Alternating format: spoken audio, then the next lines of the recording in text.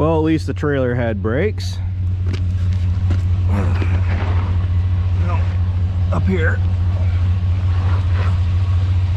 Well, that ain't good. Brake fluid. Well. Oh well. You don't really need brakes unless you want to stop. And I had the trailer on. Believe it or not, I've had worse. So, guess we're switching trucks. Well, I do want to add, seems like I really only lost about 20 minutes having to go back and, well, deal with switching the trucks around, and not having any brakes on the blue truck was a little bit of a challenge. But I'm experienced with doing that. That is now the third time, 3 separate trucks by the way, where the brake lines have blown while I've driven them. The first one was when I was pulling that, if you go back to how farms work, I think it's still on there, but Ryan's like very first like 4 or 5 videos on how farms work, there's that Coon Knight vertical spreader we're pulling with the 4440. I was pulling that home and the brakes gave out about 5 miles from home, and I made it home. Blew a brake line. The other truck, I don't know what it was. I mean, it was pretty minor, just other than the fact that I blew a brake line. And then coming back down to the valley to get the Bobcat tonight, I'm actually glad that they blew, or the line blew where it did, because the steep hills, where it gets really hilly and the turns start to get rather sharp, it would have made a little bit more of a challenge getting slowed down like I did. I mean, I did use the trailer, or the trailer brakes, but the problem with that is there's no weight on the trailer. So when it's just that with the skid steer on it, and I would hit the auto or the manual brakes on here, it would slow me down.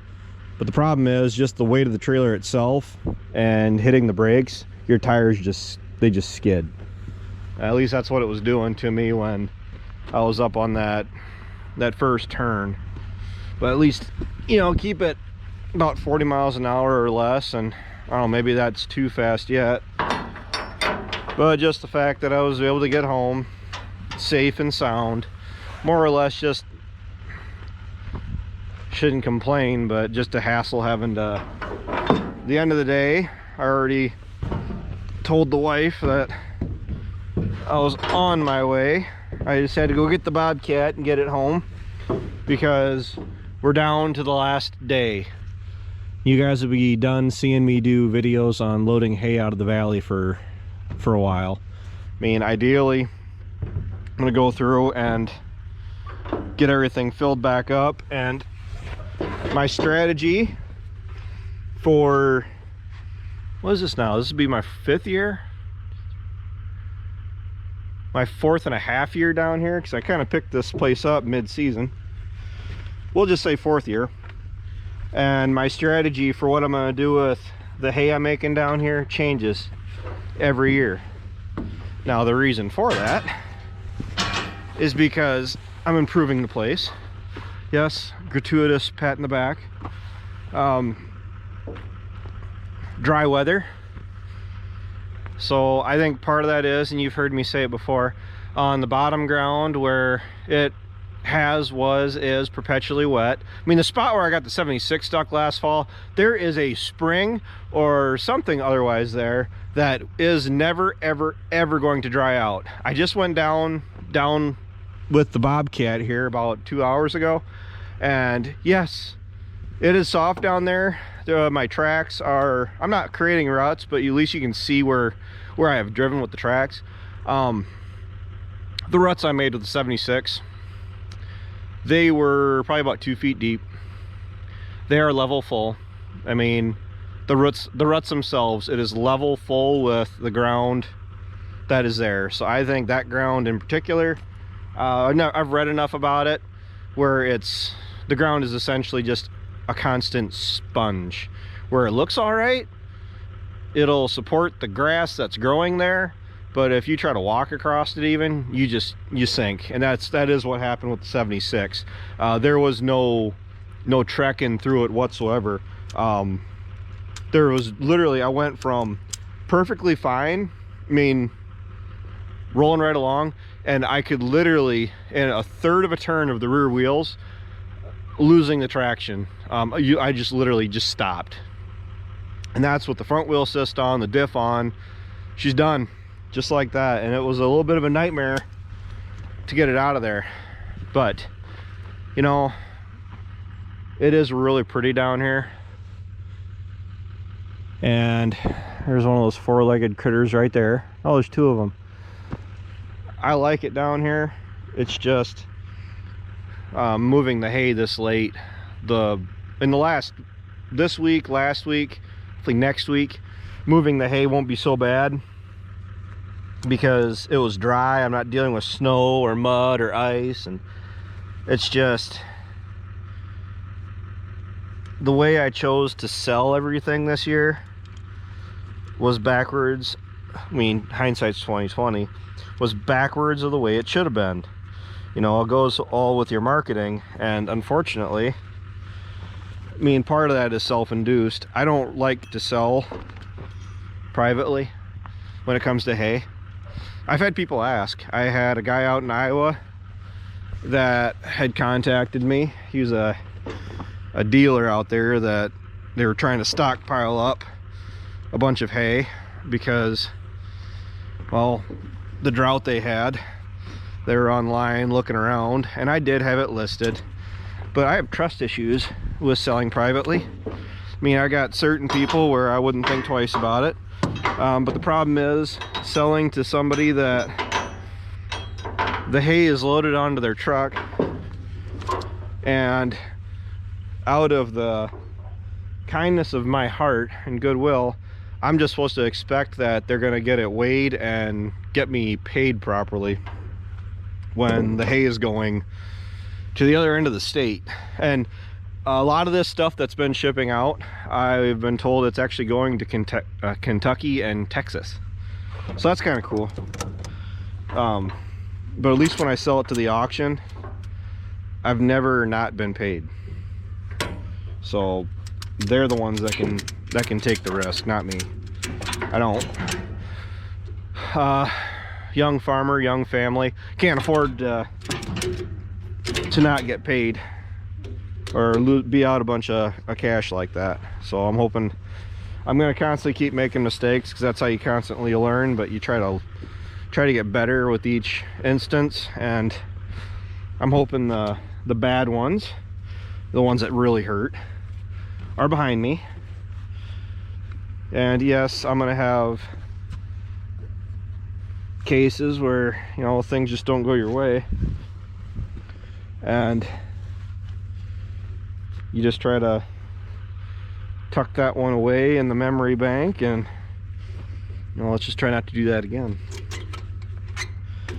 But the row crops, I'm looking really excited. I'm really excited for the row crops. I got to get fertilizer on down here, but it's got to dry off down the bottom. There is 1, 2, 3, 4, 5, 7 deer walking across this right now. That's why you really aren't seeing me want to raise row crops down here. I really did. The neighbor's place, I was like tearing up 20 acres of it and putting it to row crops this year.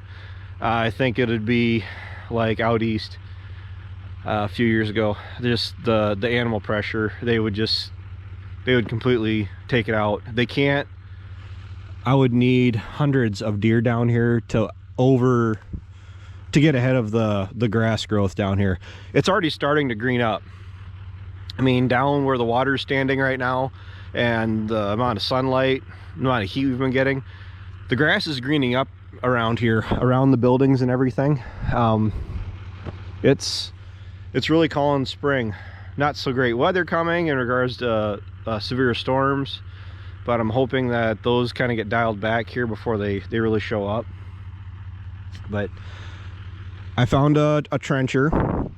So that field over there, you guys probably can't see it, but I went and I actually ripped it with that mow plow on like 30 foot centers.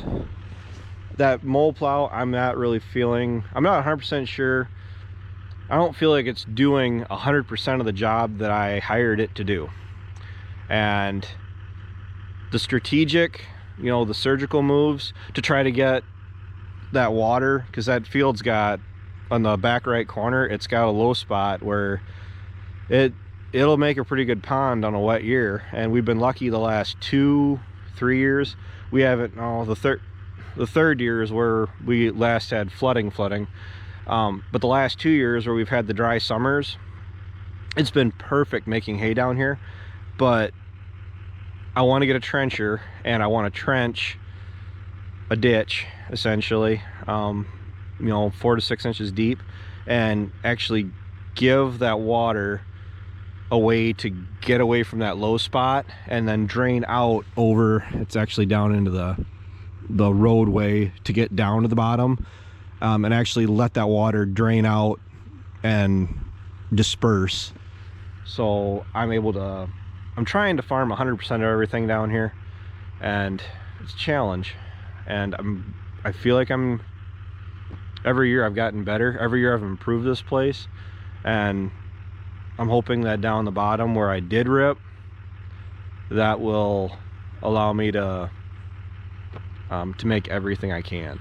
When I'm making over 700, 800 bales, I quite honestly don't know how many cattle I would need to feed 100% of that out, but managing it so I'm actually keeping certain material that I'm noticing after I've done this for a couple years now, even though they say it's not that best of hay, it still sells good and it weighs up.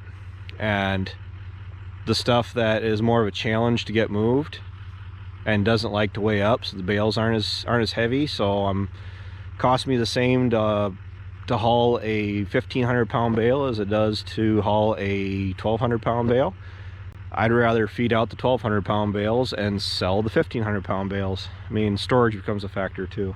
My fingers are getting cold. At least we have, well, technically 3 trucks. I mean, I could have went and got Ryan's truck if I really needed to, but I need the skid steer back home because we're done down here for another week. I'll get the last of the bales out of here, and we'll be, well, April's gonna be just ugly busy, and we're almost to April. We're like 3 days from it. But make sure you like, comment, and subscribe. I try to keep the talking stuff to a minimum, but I'm trying to appeal to more viewers. So trying to shake up some of the videos here. And I mean, if you guys don't like the talking videos, by all means, stick around.